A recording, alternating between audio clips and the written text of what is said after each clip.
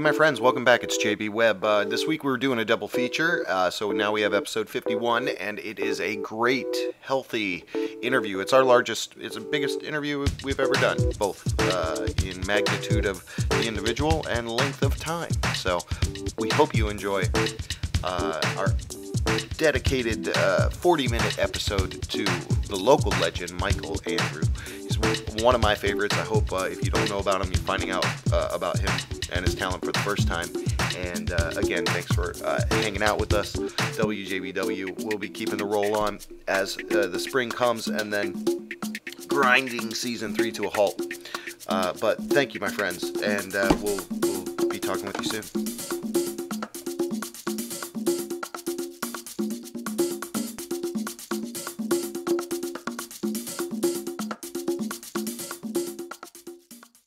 BlissInkStudios.com. Web design, branding, social network integration, viral loop marketing. BlissInkStudios.com.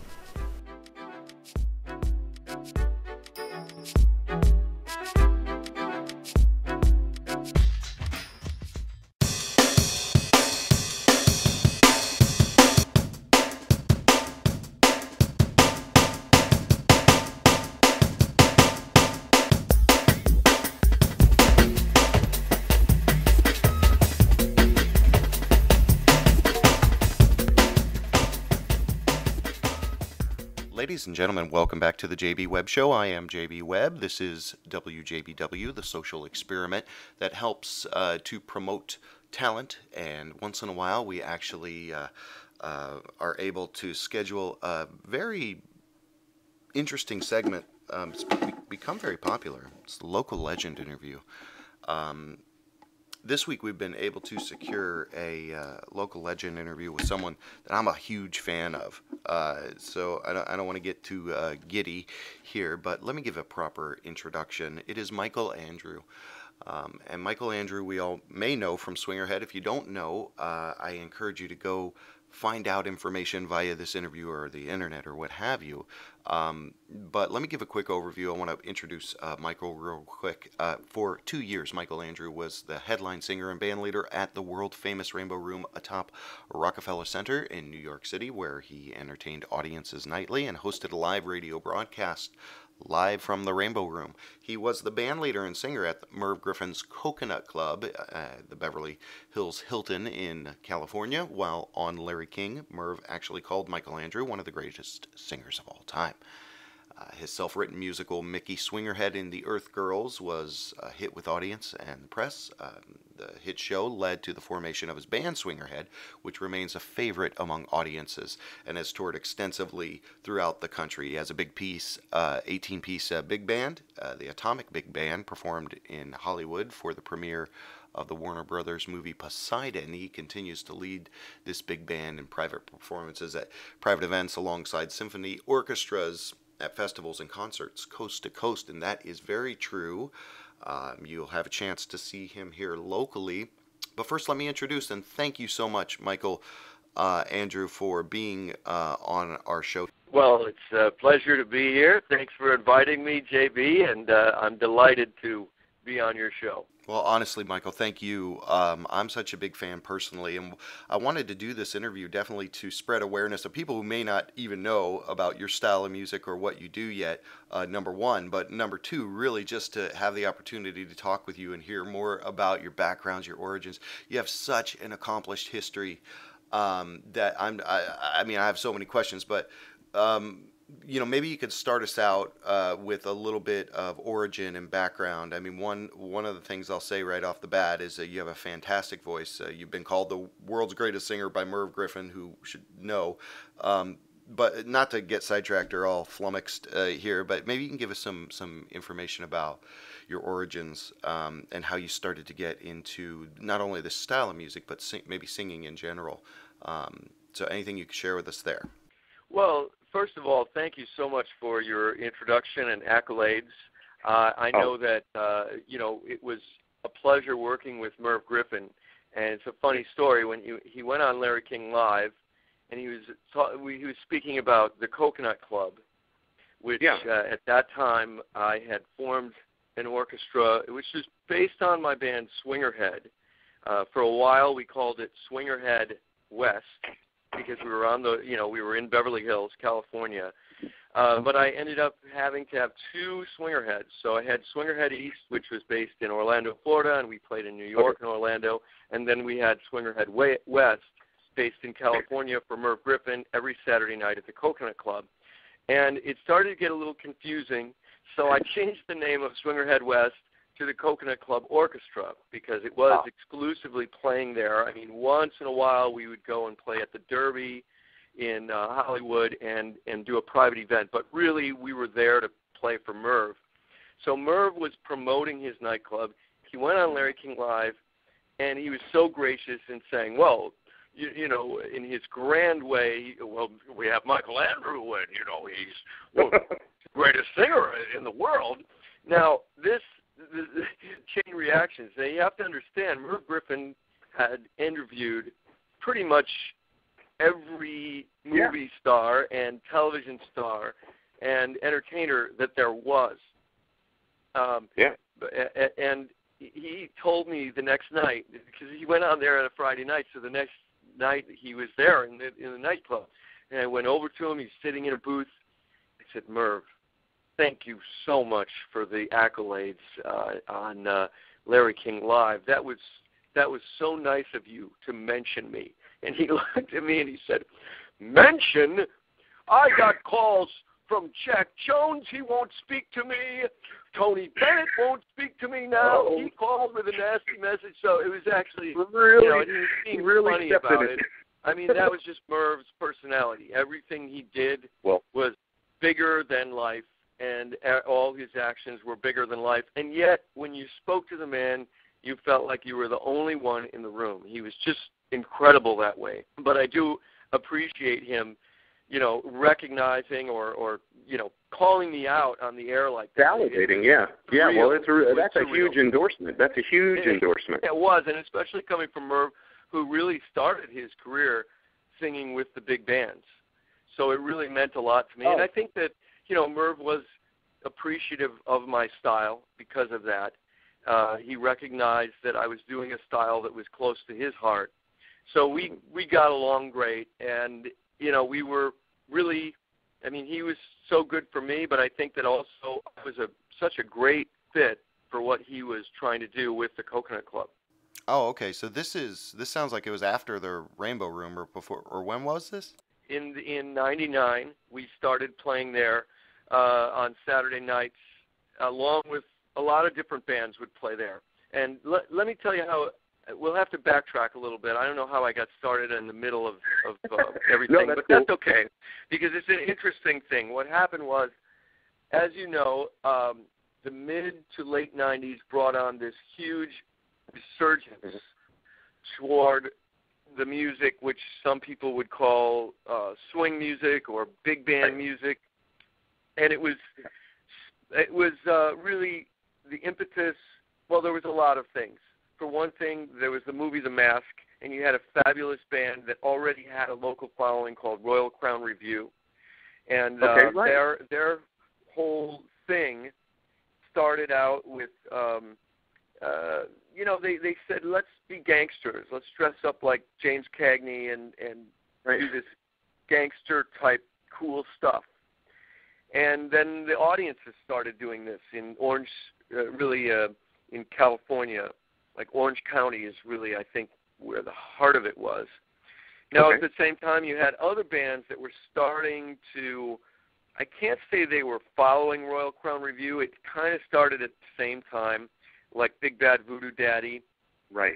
And now I think Cherry Poppin' Daddies, really, they were a ska band, and they saw how it was catching on, so they quickly changed their format and said, oh, we'll be a swing band now, you know. So you had some of these bands jumping on. Brian Setzer. Brian, that's another thing. Brian had been doing it for years. Right. And he really loved Bobby Darin and the big band sound. So he had been doing it for years, but everything sort of came to alignment, you know, and all of a sudden there was this resurgence where the the public, especially young people, were saying, "Oh, we can make this a happening." Now dancers were into it, so you had a built-in sort of spectacle that was starting to happen in front of the bandstand, as well as these bands that were really getting into their music on the bandstand. The difference was, I was being humble about it in the beginnings of the resurgence, and I was in Orlando, but I had people saying, "You got to get out to California and do what you do, because now it's becoming so popular with young people." And up to that point, because I was at the Rainbow Room in New York City in the mid-'90s, like 94 and 95, and part of 96. I was the band leader at the Rainbow Room, and that seemed to be the ultimate gig for me, because I was doing the exact kind of music that I always loved, the music of Frank Sinatra, Bobby Darin, Mel Torme, Tony Bennett, and I had this perfect setting to do it. But I have to tell you, JB, even though the Rainbow Room felt like the ultimate gig, it was 5 or 6 nights a week, every week, and it was the most glamorous place, it's still, the music was, it was wallpaper. They did not come there to see me or the Rainbow Room Orchestra. They came there because of the whole atmosphere and the whole experience, and we were just one element of that ambiance, and we contributed to it. But it wasn't. It was more background than the attraction. Well, you were super authentic wallpaper then. Yes. Well, everything about that room was super authentic.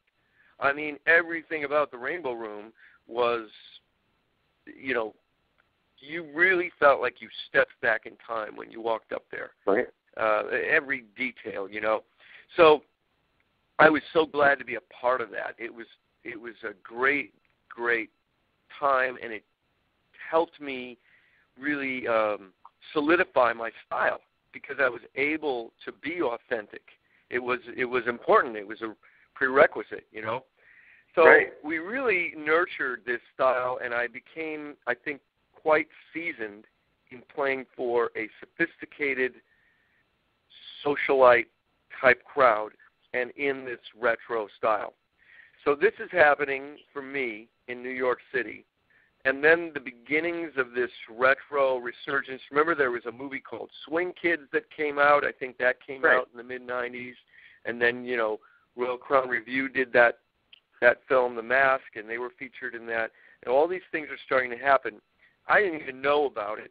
I was just plugging away at the Rainbow Room, doing my thing. And then I came back to Orlando, and Atlantic Dance was a club that Disney had built that I did not know about. And they were doing one night a week. Actually, they were doing 5 nights a week with this variety band. But they found that whenever the variety band, they did everything, country, rock, pop, everything. Whenever they would do a swing tune, they were seeing these kids that were starting to embrace it because of the movement that was happening across the country. So they said, well, why don't we get a band one night a week that'll do just this kind of music. Now, I had written a show called Mickey, Swingerhead, and the Earth Girls, and it was a stage show, and it was at what is now the Orlando Rep Theater. Back then it was called the Civic Theater of Central Florida. And we were doing Mickey, Swingerhead, and the Earth Girls. It was my first love theater. I wrote this piece for myself to showcase a kind of loungy swing cocktail music. And it had a whole plot to it where Mickey was from the future and he was trying to bring this music back, and there were 3 girls that would assist in producing the music, and I had a live band, and it was a lot of fun. But the important thing for me that happened was some Disney executives were there. They saw it. They said, "This is our band.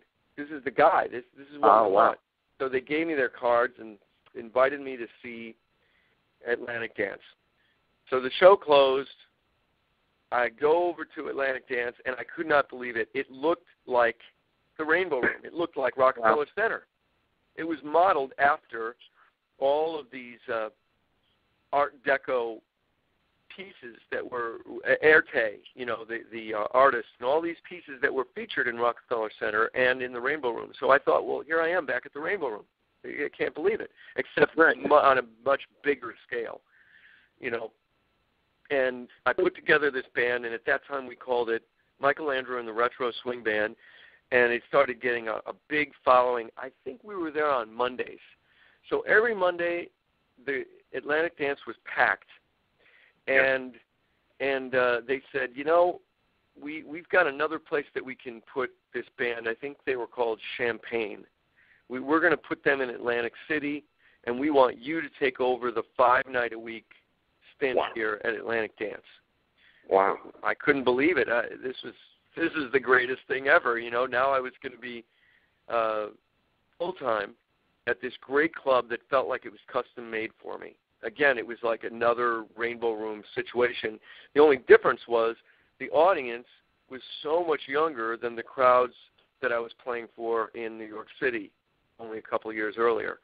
So now we had young people coming out, and the interesting thing that happened was it was really hard for us to make the transition from 1 night a week to 5 nights a week, because they kept, people liked this ritual of, hey, every Monday night we come to the Atlantic Dance. Right. And now they were saying, well, we can go there any night.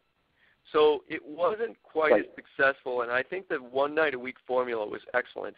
But nonetheless, we did it, and it lasted for about a year. It was still, Monday was still our most popular night. I think we might have had Tuesday and Wednesday off. I can't remember exactly, but we did 5 nights a week, and sometimes they would call us in for the other 2 nights, so we were doing 7 nights a week. Now, through this, we met a record producer named Tony Battaglia, and he said, you got to put out a CD, but this Micheal Andrew and the Retro Swing, it's too long. It doesn't sound cool. You got to come up with a name that sounds cool, like Big Bad Voodoo Daddy, Royal Crown Review, all this. And, of course, I had the show, Mickey Swingerhead and the Earth Girls. Some of the songs that I wrote for that show were in our repertoire already. So it was logical for us to just start calling the band Swingerhead. Yeah, that's the story of Swingerhead. That's how that happened. So Swingerhead was born. Okay, so that's great insight. And it's also important to let people know, too, that this was in the 90s during the time where boy bands and electronic dance music were getting huge. So that kind of even shows you the more, how big that whole scene was. And when you think of scenes in general, you've got people that are torchbearers and you've got people that are just kind of lighting fires. And, I mean, from a fan perspective, Micheal, you were really one of those torchbearers, definitely of that scene, and continuing to hold true to that whole movement, which is cool and additional insight to see from my perspective. It's funny that you mention that, because you got me back on track, because that was the point that I was going to make about California. I started this story, talking about the Coconut Club and everything. So what happened is we were doing well here in Orlando, and I was a little intimidated about what was going on the West Coast. It was just, I'm seeing these guys on TV, Royal Crown Review and Big Bad Voodoo Daddy really had a strong following nationally, and I thought, well, I don't know how well I would do in California. I don't know, and this promoter, Stace Bass, who I aligned with in Orlando, she really encouraged me to get out there. So we went out there together. So we went out there, and what happened was the crowds in California would come up to me and say, we've got all these new bands that are popping up because of the swing resurgence. But the interesting thing about you is we can tell that you are the real deal. You are authentic, and the other bands are jumping on the bandwagon, so to speak, because they know it's a popular scene. But we can tell that you're just doing what you do, which was a huge, huge compliment. And it made me feel very, very comfortable that young people were recognizing that, because I thought maybe they would think I was too old-fashioned or too corny or something, I wasn't sure how they'd respond to my style. because my style wasn't from the roots of rock and roll, where a lot of these other bands were. So that was a nice reception that I was not expecting. It was really like, wow, they recognize it and they embrace it, whereas I was fearful that they would kind of think, who's this guy, you know, who does he think he is, Frank Sinatra, you know, what's going on? But This was great. So now I started to get an experience on how to keep the music much more energetic than what I was doing at the Rainbow Room. So I was writing songs in a rock and roll style. And, you know, Tony Battaglia, who's a rock producer and produced a lot of successful rock acts, he was encouraging me to start writing these songs that were much simpler than the sophisticated Cole Porter, Gershwin, Johnny Mercer repertoire that I was used to. So I was writing these songs in a rock and roll style, but singing them in the swing style, and they were getting successful in radio play, especially college radio. Now my band was starting to tour, and I don't know how we did it. You know, somehow we would get out of our steady engagements, and at either Atlantic Dance or now they built a club for us called Rat Packs on the Avenue, which was downtown, and we had an exclusive relationship with Rat Packs. We weren't performing anywhere else in Orlando. This was, I think, mid-'98 through mid-'99. It lasted about a full year. But the deal was we wanted to stay touring nationally, so whenever we would leave, we would help them get another band for somewhere else in the nation. And I would form these alliances with other bands that were doing, you know, swing music. And we had these great relationships. A lot of them would stay right at my house. And they would help us get relationships with the nightclubs in their town, whether it be New York or L.A., I had these relationships, and then we would set them up here with Rat Packs, which was our club, and I would have them stay right at my house. You know, these bands, so that my house became like a band house. Yeah, and it was a crazy time, JB. We played in both '98 and '99.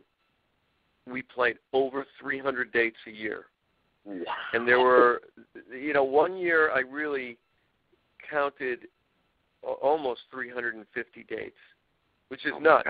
But I remember we would not a lot of time say off. to the guys, no, there was no days off. I would say to the guys, listen, we're playing, you know, 42 nights in a row. Wow. So it's really important to get rest because our next night off is in 43 nights. So you got to get rest. You can't, you know, be hanging out all night after the gigs or you're going to get sick. This is really a lot. And somehow we did it, you know, and I look at the tour schedule and I think, I just don't know how. I mean, there were some days when we did a Hawaiian cruise. I remember this. And the day we got back to Hawaii, we had to play somewhere like, you know, Washington, D.C. or something. And then the very next day we had to be in Orlando. You know, it was nutty. But we somehow got the itinerary together and made the travel work. But it was happening so fast that we didn't really have time to look at it. You know, we just had to keep going forward. And it wasn't until several years later that I was able to take the time to look back at it because everything was happening.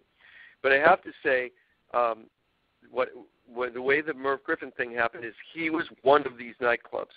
He was one of the clubs that we got invited to play at Swingerhead. The interesting thing was, on Saturday nights, he would have two bands play. The first band would be a tribute band to the big bands of the 40s, and they would play society music for a sophisticated, older crowd, much like what I was doing at the Rainbow Room. And he would have them play for the first 2 hours, I think from 7 to 9. Then they would tear down, and another one of these young swing bands would come up there, like a Royal Crown Revue type band, and the whole audience would shift, and you'd get young, you know, the sophisticated older crowd would leave, and the younger crowd would come in, and they would swing dance and get crazy, right? Now, because of my seasoning in both of these areas, I said to Merv when I saw the club, I said, I really want to perform, but I want to do both slots.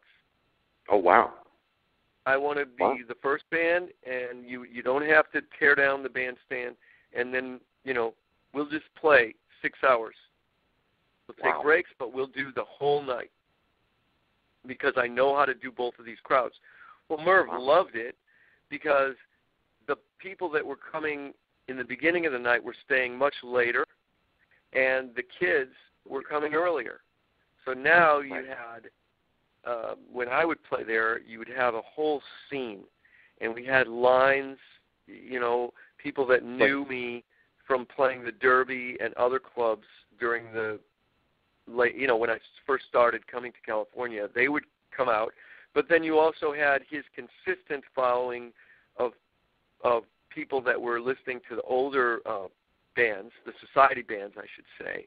And I was doing all the Frank Sinatra repertoire and all the Bobby Darin stuff, but I was not just, I was mixing it up all night long.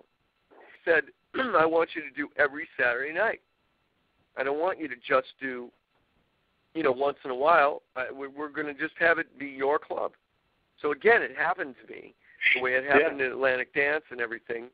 And the interesting thing was, right at this point, the swing resurgence was, it kind of was commercially and worldwide or nationwide, I should say, it was dwindling. It was diminishing. Right, kind of ramping down. Right, it was really winding down. As far as the record industry, they felt like it just fell off a cliff. People weren't buying the albums anymore. Kids weren't dressing up anymore. The scene was just becoming something else. In the 2000s, so for me, it was a saving grace because I was able to keep Swingerhead alive in this setting every Saturday night, and Merv wasn't concerned about the scene, the whole thing decreasing, because he had his own niche. He wanted the Coconut Club for the sake of the nostalgia, the same way that the Rainbow Room was going in the early 90s. So it was a big transition for me from the East Coast, the Rainbow Room in New York, to the West Coast, the Coconut Club in Beverly Hills. And now I was back to the kind of scene that I was doing at the Rainbow Room, only we still had some young people that were hanging in there. Right, and you're still there holding the torch, by the way. Yes. So what happened that ended that is, it really came down to 9/11. Tragically, when 9/11, when we had the tragedy on September 11th, 2001, the entire nightclub industry suffered a huge blow. People just didn't want to go out anymore. So Merv was forced to close the Coconut Club completely, and it really, any of us in the entertainment industry, we were forced to just stop for a while. Right. Those were tough years. Right, and definitely tough years for everybody through the nation. But try to move this definitely into a natural understanding of your background, like you said, doing the Coconut Room, having little segues, little bits between different musical acts. So you've got some comedy chops, right? And saying all this, Jerry Lewis is I'm a huge fan as a comic.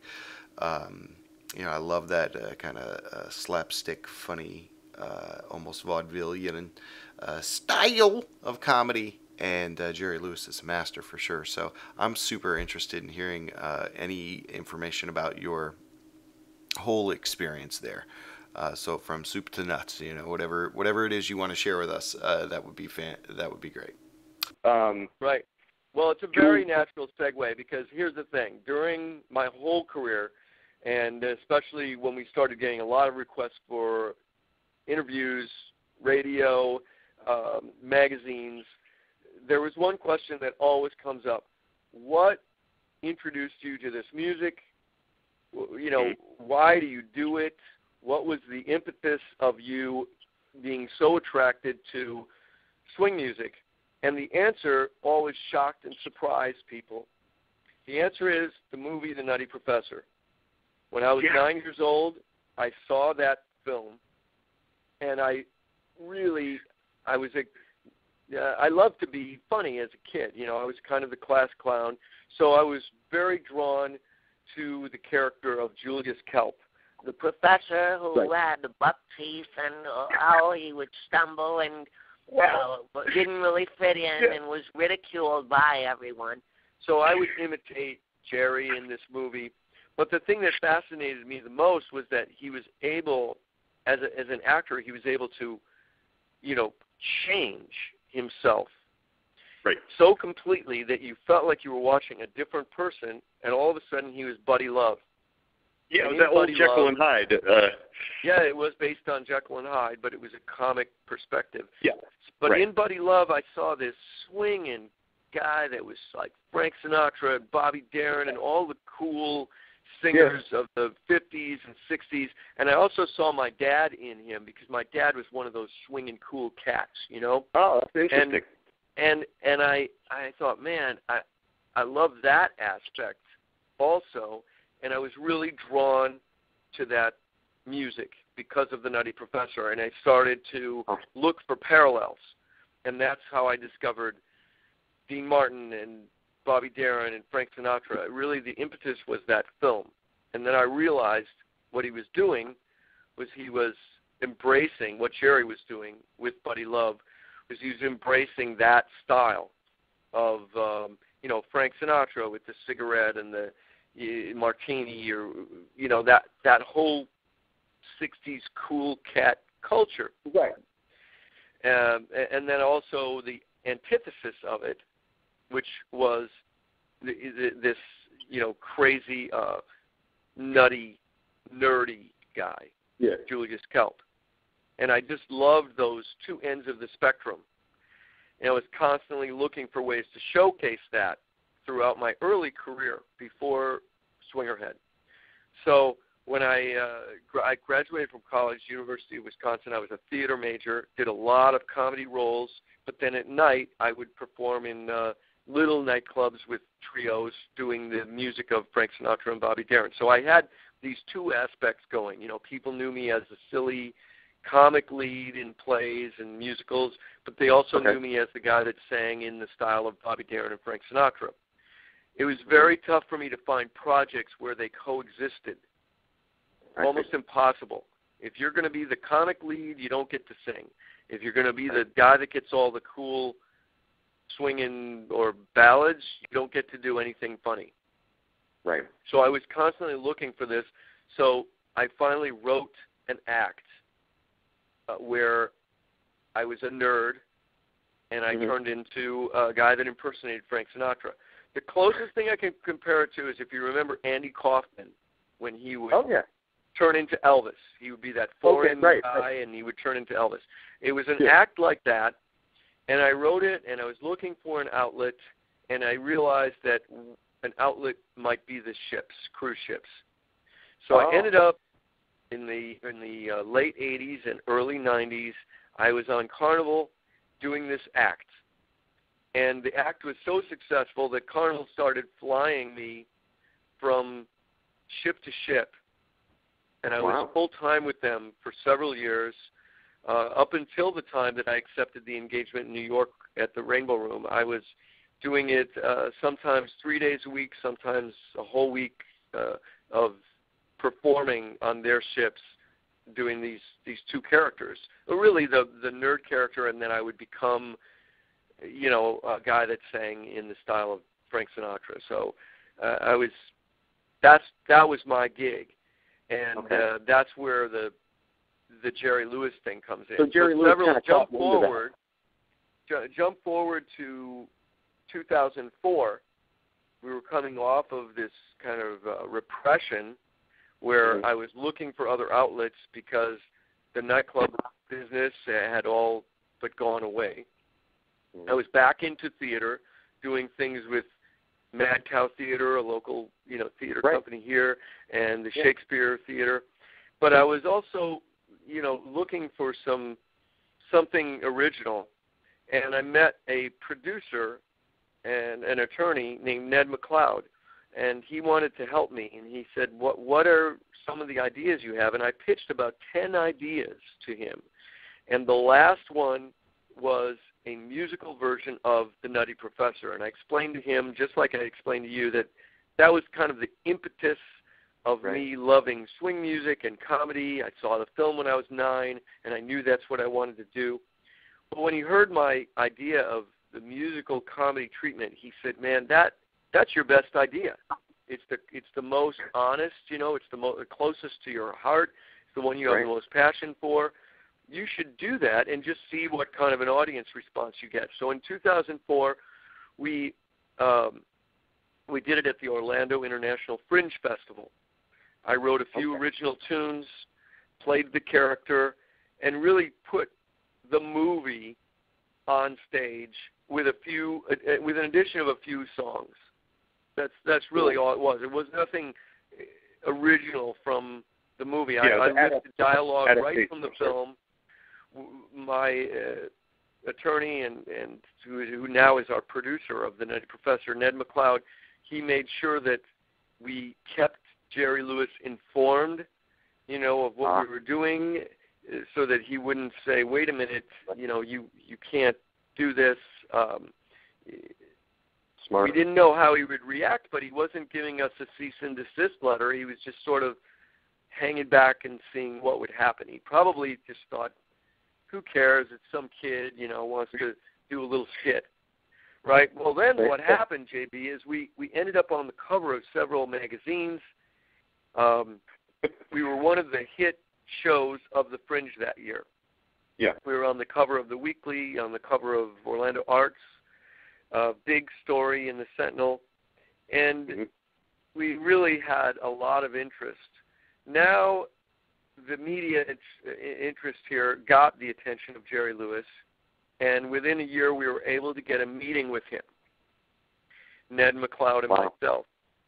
And that meeting, again, I walked into his office. Here it is, my idol of idols. I didn't know if he would slap my hand, yell at me, or embrace the idea. I really didn't know what to expect. And it turns out that he really loved the way I played the characters. Something about it, he could tell that it was genuine and that there was an honesty there. I wasn't doing it because I thought it would be a hit or something. I was doing it because I had a true passion for it. Just like the people in California sensed my passion with the music, he sensed it about what he calls his baby, because it really is his favorite film that he made. He calls it his baby. Yeah. So he said, "All right, I love the way you play these characters. I love your passion and your story. I want you to play this role, and I want to take this thing to Broadway." And this caused a chain of events with Jerry Lewis at the helm of drawing nationally known people to our project. The first one was Marvin Hamlish. And Marvin, who is was a brilliant genius. We lost him during the world premiere of The Nutty Professor after a week of running the show. Marvin tragically and unexpectedly passed away. But Jerry got Marvin attracted to our project. Then Marvin, Ned and I were searching for a lyricist, and Ned and Jerry and Marvin and I found Rupert Holmes, who you may remember wrote the Pina Colada song in 79, and it became a big... Pina Colada. Yeah. Right. If you like Pina Coladas. Yeah, you sing much better than I do. Thank you. And then he went on to write The Mystery of Edwin Drood, which became a huge hit. He won several Tonys for that show, and he's continued to write in theater ever since that show.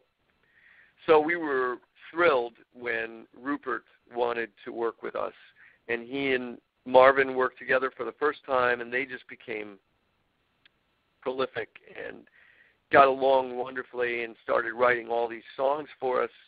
It's been an incredible journey over the past 7 years to work with this team. Marvin Hamlish, Rupert Holmes, Jerry Lewis, and Jerry and I have become very close. And it just goes to show you, if you have a passion for something and you stay focused on it, things are going to happen. That's what happened in my case. It's fantastic inspiration from Mr. Micheal Andrew. He is our local legend interview. And Michael, thank you so much for taking the time to speak with us today. We really appreciate it. We look forward to your live performance coming up, and just a great honor for us. So thanks again. I'm really flattered. I really appreciate it, and I just hope that people will come out on February 9th, because it's going to be a great show. It's going to focus on everything we talked about, and I'm even going to present several songs from our new show, The Nutty Professor, which, by the way, we never really got into it, but it did have its world premiere in Nashville, Tennessee last summer, and we are right now looking at potential places to perform our next run. We think that we might want to do one or two more shows before we take it to New York, just because we want it to be perfect when it lands in New York. So we're still looking at some potential revisions and things, but you never know. Maybe we'll go straight to New York. It's all being in talks right now. Well, Michael, thanks again for speaking with us. Really, I'm a big fan, and I want to encourage everyone out there in the listening audience, go view, listen, buy, purchase. So you will find something that this gentleman does that you will just thoroughly enjoy and fall in love with. It is Micheal Andrew. He is a local legend. We thank you so much again for your time. You are participating in WJBW out of Orlando, Florida. We thank you for your time. We'll see you again very soon. Yo, yo, yo, yo, yo. WJBW. You don't want to. The electronics are so predominant that people would really prefer that. We were attacked by a lycanthrope, a werewolf. I was murdered, an unnatural death, and now I walk the earth in limbo until the werewolf's curse is lifted.